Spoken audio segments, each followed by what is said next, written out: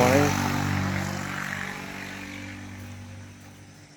යාළුවනේ අද 6:25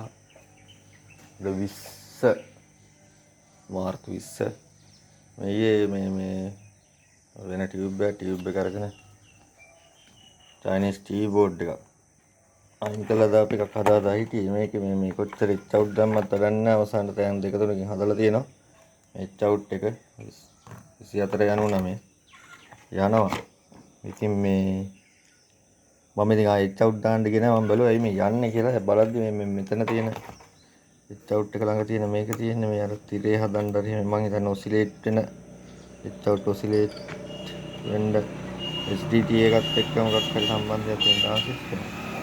මේකේ තමයි ලීක් එක තියෙන්නේ මෙයා මාරු කරලා දාන්න ඕනේ මට මේ දෙතුන් පාරක් අහුණා මමත් අතහැරලා දෙවනේ පස්සේ මේ හදන්න ඕනින්ද බලලා හැදුවේ මෙන්න මෙයාව රිප්ලේස් කරලා පස්සේ වැඩේ හරි දැන් ඉච් අවුට් නෝමල් හීට් වෙන්නේ පොඩ්ඩක් බලන්න වෙච් අවුට් රිප්ලේස් කරන්න කලින් මේ ට්‍රාන්සිස්ටර් පොඩ්ඩක් කොකරත් ගලවලා ලීක්ද කියලා බලලා හයි කරලා දාන්න දාදී නැත්නම් කස්ටමර් ඉතින් ටෙක්නීෂියන්ට කෑ ගහන්න අරන් ගිහලා දවස් 2යි 3යි ඉතින් යාළුවාගෙන් රිජෙක්ට් වෙච්ච එකක් තමයි මේ මං ගාවට ඇවිල්ලා මම මේකත් බලලා ඉච් අවුට් යන හින්දා කියලා කියපු හින්දා මේක බලුවේ වැඩේ හරි එහෙනම් බොහොම ස්තුතියි